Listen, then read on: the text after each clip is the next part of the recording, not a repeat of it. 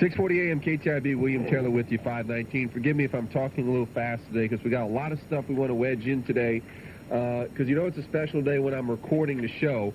And we got a special edition today. We're paying tribute to our friend Jim Engster, who many of you know was involved in an auto wreck 6 days ago. He is recovering in ICU at Our Lady of the Lake Hospital in Baton Rouge. I'm going to give you all an address right now in case y'all like to send Jim Engster a get well card, because I know our signal goes out pretty far right now. Once again, anybody would like to send Jim Engster a get well card, you can write him care of WRKF FM Radio, 3050 Valley Creek Road, Baton Rouge, Louisiana, 70808. Once again, the address if you want to send Jim Engster a get well card, care of WRKF FM, 3050 Valley Creek Road, Baton Rouge, Louisiana, 70808. We'll try to get that one more time before we go off. Now, let me get to, of course, Jason did a good job of the weather forecast. So, spotty showers around right now, 1 or 2 in the Lafourche-Terrebonne area. Maybe a brief heavy downpour in some spots between now and sunset, but nothing out of the ordinary. All right, let me get to some mainstream sports real quick. LSU's planned starter for the College World Series game against Miami tomorrow has been pulled because of an arm injury sustained in the Tigers' celebratory pileup after winning the Super Regional round last weekend. Coach Smoke Laval said left-hander Lane Mestape has had trouble with his right shoulder since the pileup after the win over Texas A&M on Sunday. Nate Bumstead will start instead. Bumstead started the opener in the last 2 Super Regionals and the College World Series a year ago. He didn't win any of those starts. One final so far from the College World Series, Georgia over Arizona by the score of 8-7. And at the local golf tournament in Homa, Hibernia Open, 3 of the 4 leaders after Thursday's opening round had similar stories, and goes on to talk about that. Pete Baratti, Rhett Crowder, Greg Hiller, and Styles Mitchell finished the first round of the Tight Lies Tour event with 4 under 68. Also, coming up this Saturday at 8 p.m. at Stallworth Stadium in Baytown, Texas, is the 2004 Bayou Bowl, which I believe will be shown on Fox Sports Southwest. Check local listings for times.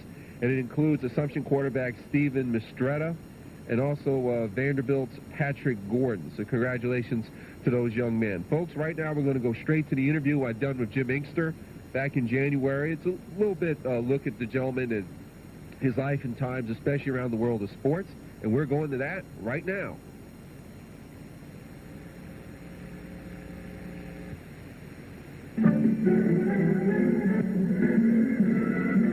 The following is a special presentation of KTIB's 50th anniversary, celebrating our broadcast history, proudly serving the people of Houma Thibodaux since 1953.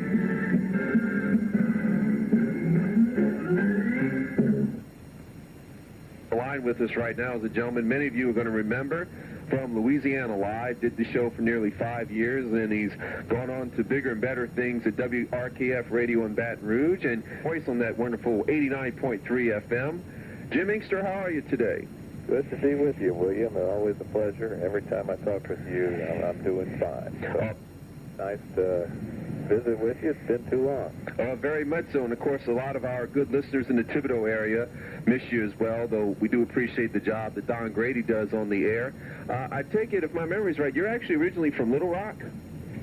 Originally from New Orleans, but I spent 10 years of my youth in Little Rock and came to LSU on the day that Elvis died, August 16, 1977, and coincidentally, William Taylor, you were born on Elvis's, 34th birthday, January 8th, 1969, but 4 days before the New York Jets won Super Bowl III. Quite a pretty, that was a pretty good game. With, of course, I wasn't. You weren't watching that day? No, afraid not. I must have been in the other room, or either the old black and white Philco must have broke down. It was in color, I remember. January 12th, 1969. Yeah, it was.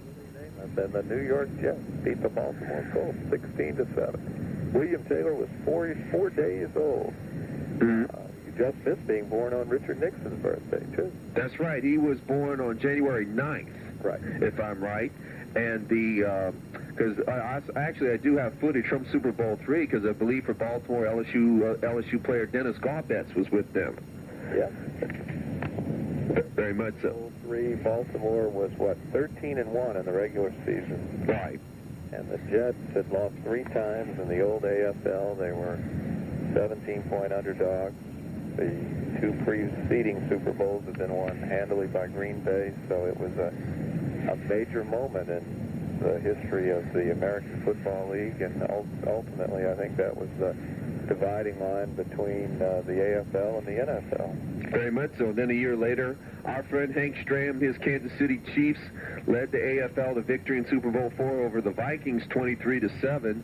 And while that was the last official game with an AFL member, it just reassured what had happened the previous year with Game 3. Yeah, that was a big upset, too. An old Tulane Stadium, and Henry Stram was carried off the field by the big cat, Ernie Ladd.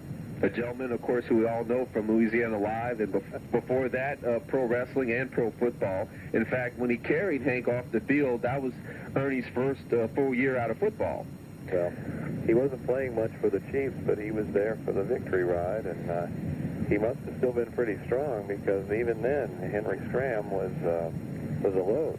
Oh, very much so. And, of course, appropriately, as we're talking, Coach Hank's birthday was this past Saturday, turned 81. Yeah, January 3rd, same birth date as Jim Everett.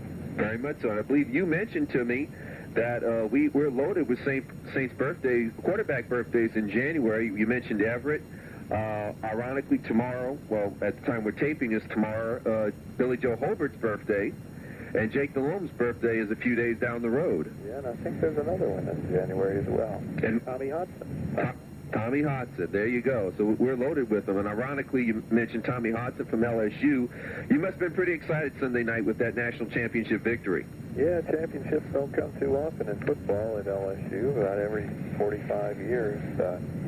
Actually, when you look back through the years, they won the championship in 1908 when they went 10-0, although they were not the AP and UPI polls at that time. But so they went 1908, 1958, and now 2003. So they're cutting it a little bit. It went from 50 to 45. I guess the next one will be in 2043, William, when you will be celebrating your 75th birthday. Well, let's hope I make it that far. I'm sure you will. But you're a good man. You've got a lot of talent. One of the most diverse people I know, between your passion for sports and weather and just life in general. And I think most people know that you're a working man during the day and a broadcaster at night. You're ubiquitous and talented, and I'm glad you're a friend of mine, and certainly I was pleased to have you contribute as much as you did through the years on Louisiana Live. And not to mention, I'm still a member of the Bill Cullen fan club. Bill Cullen fan club. I guess. Remember that? Yep. I actually, the other day I went to a flea market, and they were actually selling the home version of I Guess. Really? At one of the booths over there. But he hosted like 13 different game shows, didn't he? Oh, goodness. That show, 3 on a Match. He hosted a show called Child's Play and Hot Potato. Of course, his real fame is the original host of The Price is Right. Bill Cullen had a tremendous career for a very long time, and until he passed away in 1990. But yeah, he lived a good long time, and I still think to this day, while most people, the younger people, are going to remember Bob Barker as a great host, no doubt in my mind, I'm always going to remember Bill Cullen, because no matter what kind of show they put him in, he always had a good pulse and a good presence with people. And I always thought he looked and sounded like John Ferguson. Yeah, and you had mentioned a funny story. If you want to go ahead and tell it to the listeners, didn't you say there was a funny story at a banquet about someone telling a joke about John Ferguson looking like Bill Cullen? Well, when I was in school at LSU, we had a reporter for the Reveille. I think his name was Jeff Renshaw, if I remember right. And he wrote a story, I don't know if it was tongue-in-cheek or not, but he said that they had a special guest at the LSU press luncheon when Jerry Stovall gave his weekly address to the media. The game show host Bill Cullen was there. It wasn't Bill Cullen, it was John Ferguson. Oh, yeah. And I know John Ferguson's been on your show a good many times, talking about so many memories of LSU. I liked it when you had him up there to top the 30th anniversary of the clock game between LSU and Ole Miss. Yeah, it was November 4th, 1972, and that was Ferguson's most memorable call. Burt Jones to Brad Davis. LSU beats Ole Miss 17-16 as Rusty Jackson kicks the point after time has expired. Ironically, Ferguson, who called LSU games for more than 40 years, he missed out on the championship season and the Billy Cannon run the following year because in those days, the announcer was not hired by the university, but was employed by the radio station, and WJBO, which had the rights for most of the period over the last half-century, didn't have the rights those 2 years. So J.C. Politz had the honor of being at the mic for the most memorable season up until now. And I suppose that's another irony in that J.C. Politz and Jim Hawthorne are connected to the two championship teams, and John Ferguson, who to many of us will always be the voice of the Tigers, was never a champion, at least never a champion in calling the games for a team that won a title, but certainly he was a champion as far as his ability. He was one of a kind and still has the voice. Now into his 80s, he still has that baritone voice, and I'm sure he could move from the Tiger Athletic office to the booth at Tiger Stadium a few yards away and do just fine. Mm-hmm. You know, also something else we'd like to talk about, because one of the things I would mention on your show, and we played a couple of sound bites, I believe, on what would be the last show you and I did together on Louisiana Live, was your interest in wrestling. Did you always like pro wrestling as a kid? Yeah, I used to go to Robinson Auditorium in Little Rock every Tuesday night when I was a kid, and see Danny Hodge, and Jack Briscoe, and Skandar Akbar, Ernie Ladd, all the familiar names. For several years I did that. It was kind of a ritual. And one night, William Taylor, I went, and the referee for the evening was one Joe Lewis. Wow. Talk about a change in career. Here's a guy who was heavyweight champion for 13 years, had 25 title defenses successfully, and he, in the late 60s, that would have been the very late 60s, he was a referee at a wrestling match in Little Rock, Arkansas. Wow, pretty incredible. Yeah. When you think about it. And also one gentleman I like to talk about who we met, and people think I joke when I mention his name, but as a kid I do have very fond memories of him as a broadcaster, because to me he was perfect for the 60s, 70s, and 80s when it came to wrestling announcers, and that's Boyd Pierce. Yeah. He was a fixture and kind of a fellow who attained legendary status in this region of the country for those who followed the king of sports. He was something else. And of course he was also, I believe, a native of Dallas, had done a lot of wrestling work over there as well before he retired. I believe it was in 1984. The gentleman who replaced him, Jim Ross, who we all know now for the World Wrestling, now called the WWE, formerly the WWF, he was on the sidelines in the Oklahoma bench during the national championship game. So apparently being old, as he calls himself now, good old JR, has a lot of pull, I guess. Yeah, and Oklahoma, of course, has a great tradition of producing wrestling greats. That's a school that is as synonymous with wrestling as it is with football. Cowboy Bill Watt. Oh, very much so. Right. And you mentioned Danny Hodge a few minutes ago, and in my era, Steve Dr. Death Williams. Yeah. So, did Brian Bosworth ever wrestle?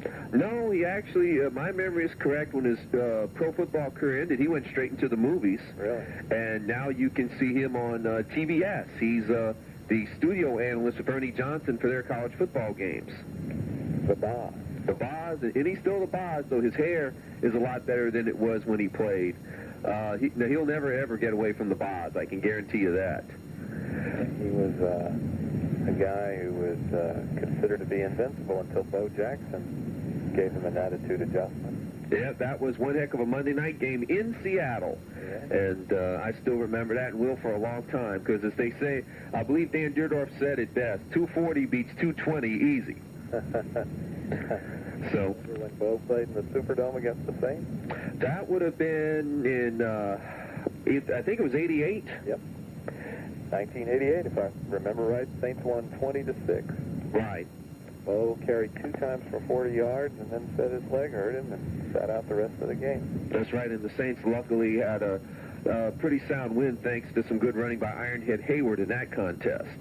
Yeah. So, yeah, it's, I tell you what, knowing you, and in fact, that's the one thing I wanted to lead to before I forgot, was how we first got connected was actually back in 1999, which I think was around the beginning of the second year of Louisiana Live, and I had sent an email to you about some of the different things I had done in broadcasting, and when you put me on for the first time, it was the Friday before the season opening, the season opener in 1999, and Ricky Williams' debut at home against Carolina, and you had me go on to talk about some of those crazy stories from the early years of the Saints, including when they hired the astronaut Dick Gordon and when they hired Burt Rose as the GM in '67, and because I've noticed from listening to you on your show, I know besides loving current sports, you also seem to really be a walking almanac when it comes to history of sports. Well, I think part of that has to do with growing up with it. Probably know more about 1969 than I do 1999, William. But the Saints, of course, have been one of the most colorful franchises. I don't think anyone can deny that, even though they haven't been one of the most successful. It's hard to believe now that Tom Benson has owned the team longer than John Meehan. Yeah, that's very true. Tom Benson bought the team in '85, so 2004 will be his 20th year of ownership. I think it was about 18 years for John Meehan. So it goes to show you how time's really flown. And but I tell you what, you've like I said, you've got a pretty good head on your shoulders when it comes to names and numbers and sports history. And this is going to sound like a silly question, but is there any secret or trick that you use to memorize all these numbers of so many great players and statistics? Well, I remember back in 1973 when the New York Knicks beat the Lakers for the NBA title. Jerry Lucas was the Knicks center, and he had memorized the New York phone directory. So I don't know that absorbing information is that remarkable when you consider what he's done. I don't have a photographic memory. Obviously, he does. But I think a lot of it has to do with just being interested in it. And, when you're a kid, you're so fascinated with everything around you that a lot of that soaks in, and I think that's one of the reasons why I can retrieve things that happened in the 60s and 70s when I was a little kid, and your mind's not cluttered with all the everyday things that go along with being an adult. So makes it a little easier, but I don't think that I have any more remarkable capacity to absorb information and retrieve it than anybody else. And if that were the case, I would have been a 4.0 rather than a 3.0 student at LSU. Very true. I didn't even know that fact about you. Well, listen, before we head out, there's a couple other things I want to ask you about. One of the most memorable shows I'll ever remember you doing on Louisiana Live is because it's one of the few times I have ever heard you cut a guest off for being improper. And that's when you had, I believe the lady's name was Sweet Connie. Sweet Connie. And because I think she was living in Arkansas at the time you interviewed her, right? Still lives in Little Rock. She is the Sweet Connie from the Grand Funk Railroad song, We're an American Band. Last night in Little Rock, Sweet Connie was doing her act. She had the whole show, and that's a natural fact. Well, she claims to have had a groping session with Bill Clinton in 1984. By the way, we're coming up on the 20th anniversary of that alleged groping session. Mm-hmm. And she has also claimed to have become familiar with many rock stars and others like Richard Carpenter, who have come through Little Rock on the concert tour. Mm-hmm. And she got a lot too graphic on the show, so she didn't adhere to the ground rules, so we had to say goodbye to Sweet Connie. Mm-hmm. And, I have a feeling, William, that it didn't break her heart. No, I don't think so. And for a minute there, I thought we were going to have to call Grizzly Smith and have her suspended for 30 days or something. Years. Yeah, that was pretty outrageous. And the other thing people will probably remember you for, and it's not of your doing, but do you think you and George are ever going to get along? George in Houma? Yeah. Oh, George is my new friend. Mm-hmm. George Lynn from Houma. Has he been calling, by the way? To my knowledge, on Louisiana Live, no. I really haven't heard him much lately. I wonder what happened to him. I don't know. I guess. I'm worried about it. Well, I was going to say, my theory was that I think he just loves to argue with you, and that the fact that Don and Jeff, I don't think are as argumentative, if I can use that word, as you. I think George probably doesn't seem to be as excited about that. Well, I know George is coming up on his 70th birthday, the 10th of March, so, and George Lynn is his name, so if you can find him in Houma, I'd suggest that you wish George good speed in becoming a septuagenarian. Well, very much so, and yeah, he's one of those great characters. Of course, you had quite a few of them. I'll always remember Mr. Leroy in Independence, and Paul in Natchitoches, of course, James in Metairie, Elwood in New Orleans, Mickey in Monroe, and I know I'm going to forget a bunch of people. A lot of them, that's right. And quite some interesting characters along the way, both in the news hours and in the sports hour. And yeah, I think it's real interesting how the listening audience really started to get to know just the callers, not just yourself. It really, the 3 hours you did every day really was an interesting blend of news and callers. Well, thank you. It was an honor to be on the air and certainly to be on KTIB, great station, one of our inaugural stations when we started June 22nd, 1998. Pete Maravich's birthday, by the way. Mm-hmm. KTIB was with us right up until the end and continues to carry the show today. So, Oldie 640 is a spectacular station, and I always enjoy being on KTIB, and certainly anytime I can visit with you, William Taylor, on or off the air, it's a good day for me. Well, I appreciate that very much, and before we head on out, I understand you'll be getting back on the airwaves as well at WRKF 89.3 FM, correct? Yeah, that's the plan. Come March to begin doing a program somewhat similar to what we were doing on Louisiana Live, and there in the mornings at 9 o'clock. And we'll start in March and see how it goes. But I have some great memories from the 5 years and 4 months that I did Louisiana Live, and whatever success that comes my way from here on will be in direct relation to the experience I had as the host of that program.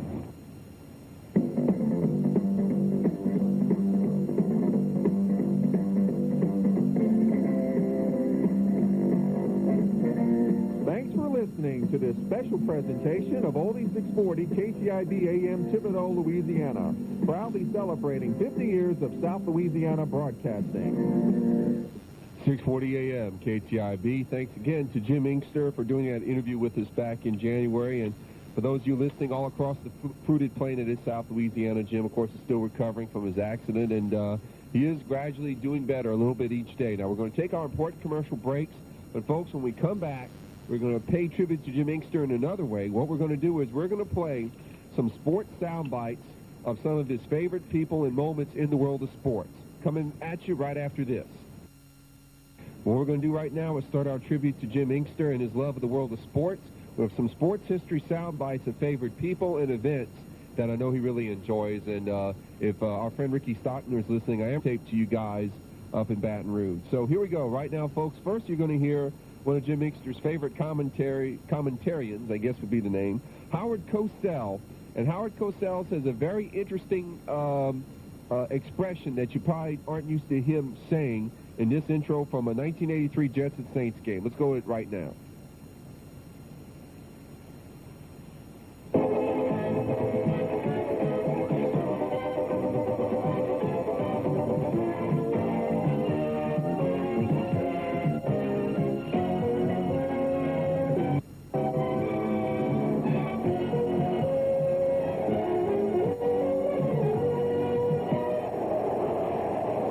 Superdome in New Orleans, Louisiana.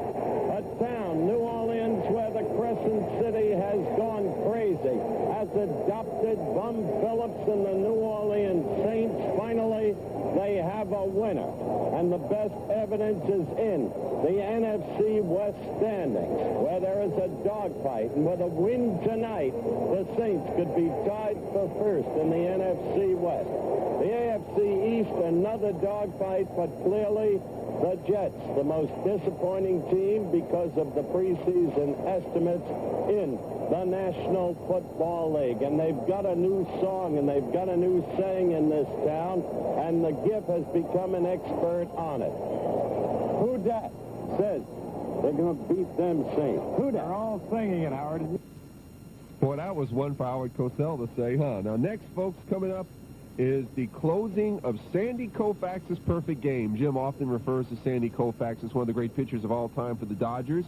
This perfect game was the fourth no-hitter Sandy Koufax threw in 4 years. Here's the closing of that game as called by Vin Scully. It is 9:46 p.m. 2-2 to Harvey Keene. One strike away. Sandy into his windup. Here's the pitch. Swung out and missed. A perfect game.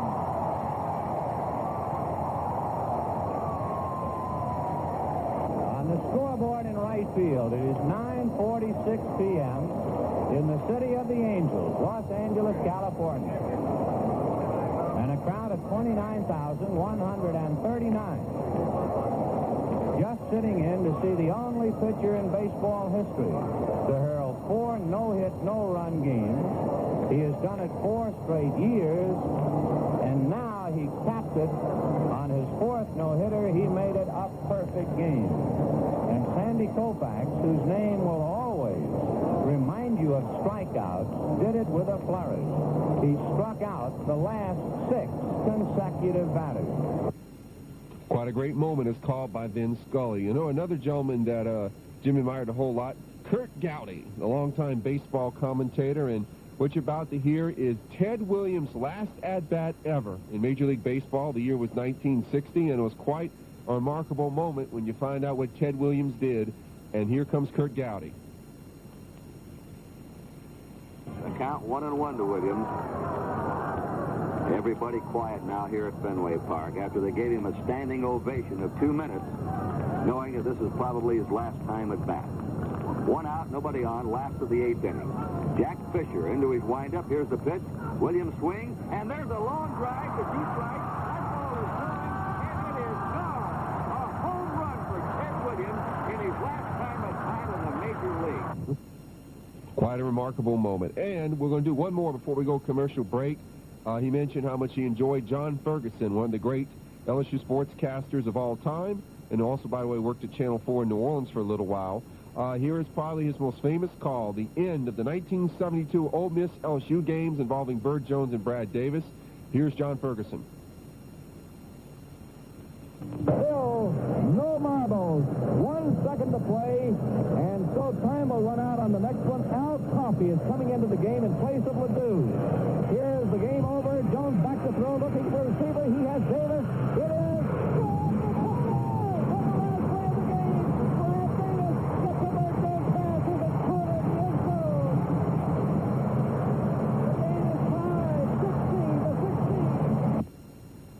Okay, folks, we'll take another break, and when we come back, we'll do a little bit of another ball player that Jim admired a whole lot, Pete Maravich, when we come back from this break on 640 AM KTIB.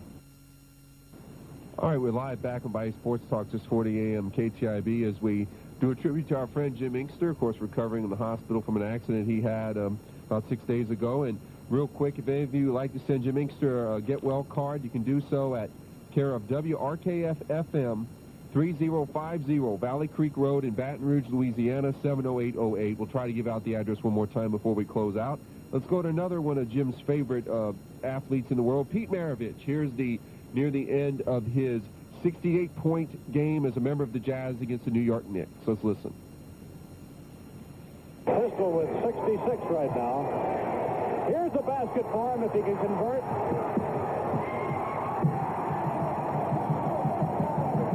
68 for Maravich. And a steal. Look at him fight for this ball. The Pistol's doing it all. A great ball game.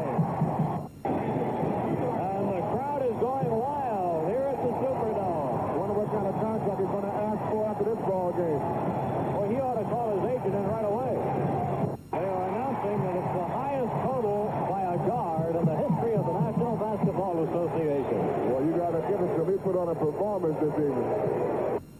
All right, next coming up, folks, another former guest of Jim's show and a guy he's always liked, Hank Stram. You're about to hear some comments from Hank Stram, I think from the sidelines of Super Bowl IV and when he was first came into New Orleans as Saints head coach. All right, let's listen to the voice of Hank Stram. Come on, Lenny. Pump it in there, baby. Just keep matriculating the ball down the field, boys.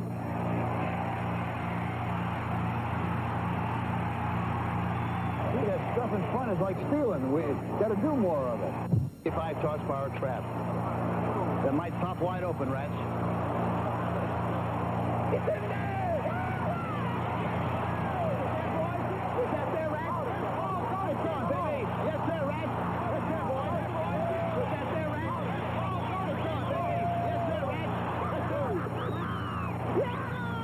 Dementor. 65 horsepower trap. Yeah! It's very obvious that we have to improve our football team offensively in 1976 to be a better football team. Now, how do you do this? Number one, you do it with people. And number two, you have to have balance. Good balance between the run and the forward pass. There's no way in the world that you can win consistently and do a good job offensively unless you have this kind of balance. We're very fortunate to have the kind of a quarterback we feel that we need in the person of Archie Manning. Archie Manning came out of college with the reputation of being one of the fine rollout quarterbacks in collegiate football. We want to make sure that we utilize that skill and ability as much as we possibly can. I think the secret of coaching is to make sure that you put your team in a position where they best express that skill and ability, and that's what we want to do as often as we possibly can in 1976. Once again, those were the words of Hank Stram. You know, another guest of Jim's show who's also been on his WRKF show as well as Ernie Ladd. Ernie Ladd, of course, was remembered as a great professional wrestler, but he also did a lot of time as a color analyst for pro wrestling, including in Mid-South. So what we're going to do for you right now is we're going to play this bite with Boyd Pierce on how excited Ernie Ladd could get when Paul Orndorff tried to reverse the figure 4 for the very first time. So let's go to that little sound bite right now.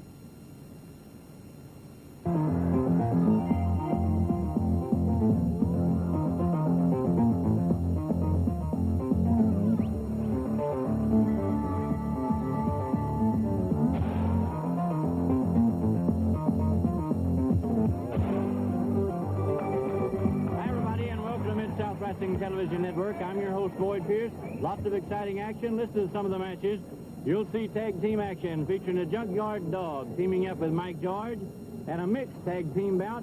The Little Midget Girls will be two of the contestants. Ted DiBiase takes on Paul Orndorff. Jim Garvin is here against the Polish Prince Ed Wiskowski. King Cobra, Brian Blair, all the top stars will be on the card. We'd like commentator, a man who needs no introduction. That's right. To wrestling fans all over the world, the big cat Ernie Ladd. Ernie? It's good to be on Mid-South once again, although Mid-South don't particularly want me here, but I am the best. That's why I'm always around. A non-title event for one fall or remaining television time. In the red corner at 248 pounds from Tampa, Florida, Paul Orndorff. And in the blue corner at 252 pounds from Omaha, Nebraska, the North American heavyweight champion, Ted DiBiase. What a power slam. That's going for the bigger force. We'll find out. See whether he can break it or not. You say he can break it. Paul Orndorff's in pain. Bob Root says he can. He's rolling from side to side. See if he can. Can he lock it in, get away with it? Can he get him out of it? Looks like Paul is trying to turn him. That's right. Paul Orndorff doing something that already... Paul has never given up. He's not giving up. We have only He's turning. He's turning. Oh, looks like Ted DiBiase is in a lot of pain. Paul Orndorff is bridged up. DiBiase sounds like he wants to give up. Look at Paul Orndorff. Look at the pain that DiBiase is in. On the far side, really letting Ted DiBiase have it. Both men now. I cannot believe this, Boyd Pierce. If I didn't see it with my own eyes, I would not believe it. Ted DiBiase is crying in pain. Look at DiBiase in pain. I love this Ted DiBiase in pain, but he won't give up. Why don't the man give up? Why don't they give up? A lot of courage. Listen to the people. DiBiase is about to pass out. DiBiase is about to pass out. He won't give up. Why don't the man give up? Snap his leg. He's going to get his leg snapped. I cannot believe this boy, Pierce. And like you said, Ernie, a good way to receive a broken leg right now. Looks like DiBiase is trying to reverse it back. Looks like he's trying to reverse it back. DiBiase looks like... Only 1 minute. 1 minute time left. DiBiase is saying something. DiBiase is saying something. Listen to that. He's screaming. Arndorfer said, are you going to give it up? And DiBiase said, no, no. Look like he's about to pass out. Boy, I wouldn't have believed this if anybody... Well, he's trying to hang on. The time clock is running. Both men perspiring profusely. A rugged battle. But he won't give it up, Ernie. I cannot believe this. I didn't know DiBiase had this 30 much seconds remaining. I did not know DiBiase had this much fight in it. Next week, Precious Paul Ellering returns, saying he will challenge the Iron Sheik with the Persian clubs. But right now, what a whale of a battle as our time is running down. I cannot Time is all gone. So until next week, ladies and gentlemen, for Ernie Ladd, our guest commentator, I'm Boyd Pierce saying goodbye, everybody. There you see it. No winner. Time is gone on Mid-South Wrestling. No, he's not out. I can't believe this. I cannot believe it. Pretty exciting, huh, folks? By the way, we got to get this in. I can't do the last two bites because I'll run out of time completely. But here's one of Jim's favorite wrestlers of all time. Forgive me if this sounds a little echoey. Dusty Rhodes, right now. Ernie Ladd. Here, Dusty, we'll see if we can get a hold of him. Dusty, you heard earlier what Ernie Ladd said. Anybody, any friend of the Junkyard Dog or any partner is a marked man by him in this Well, let me tell you something. I am a friend of the Junkyard Dog, Ernie Ladd. You come out here talking your trash, spinning your cash, running down everybody in sight. Dusty Rhodes is a friend of the Junkyard Dog. Anytime you want to bring them two big baboons and jump on me and Junkyard Dog, booty, and come on and jump on. Stuff like this is gold street, you understand? This stuff gold street. Cause me and the dog, and when we get to barking and fighting at your booty, you're gonna be running for the Golden Gate Bridge, you understand? We're gonna take care of business, Mr. Boyd. That's it, Dusty. All our time is gone. Ernie Ladd knows what you're talking about. Till next week, Boyd Pierce saying goodbye, everybody, from Mid-South Wrestling Television Network. Oh, God bless you, Boyd Pierce. And Jim Engster, we're thinking about you here at KTIB. I'm sorry we don't have time for the last two sound bites, so it's going to be John Gilliam's run back and Frank Lieber calling the Saints-Buccaneers game of '77. But I'll slap it on the tape before when I get home. Folks, let's close out with our Friday Goodbye segment. And real quick, the reason why it's Dean Martin music, a while back, Jim did a show about a priest named Father Dean Martin who left the clergy to marry a woman. And he did a whole show about whether or not priests should be allowed to marry. So, Jim, when you get this tape, that's why we're playing Dean Martin songs. Good night, everybody. We'll see you Monday. If you want to send a card to Jim, write him care of WRKF FM 3050 Valley Creek Road, Baton Rouge, Louisiana 70808. If y'all missed that, I got the address here. Good night, everybody. See you later. Good luck, and good night, Chet. Good luck, David. We have arrived at the finish line of tonight's show. A special thanks to, from all of us here, the staff, the crew, and me. Take care of yourself. Remember, everybody loves somebody, and I love all of you. So good night. That's the story, folks. Glad we could get together. Say good night, Dick. Good night, Mrs. Calabash. Wherever. All right. Show's over. I'm going to... Good night, Dr. Carter. Bye, kids. Good night, and bless your little pea-picking heart. Good night, everybody. So much for the good news. More news tomorrow. Join us then. In the meantime, good night.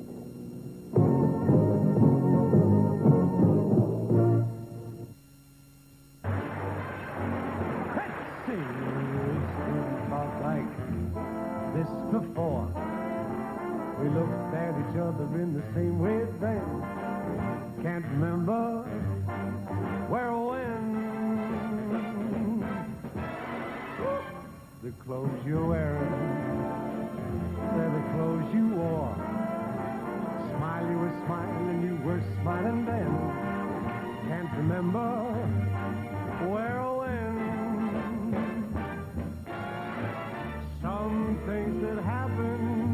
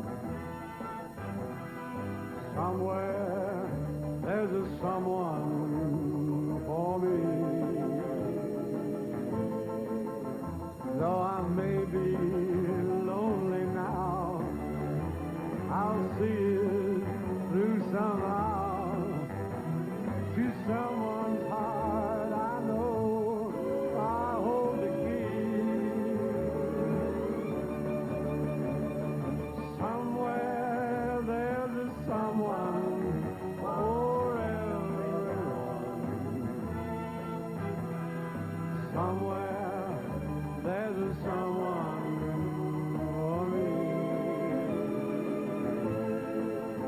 And I'll search my whole life through until I find a love that's true.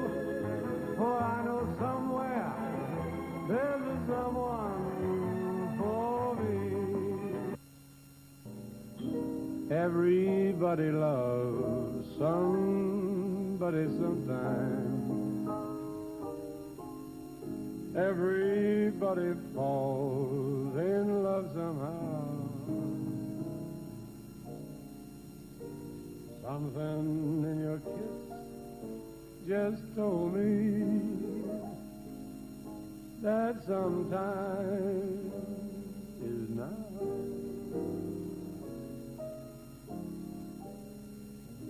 Everybody finds somebody someplace. There's no telling where love may appear. Something keeps saying that someplace is here. If I had it in my power, I'd arrange for every girl to have your charm. Then every minute, every hour, every boy would find what I found in your arms. Everybody loves somebody sometime. And although my dreams were overdue,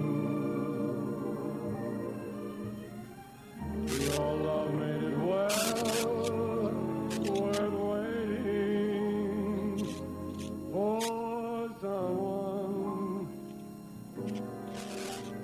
like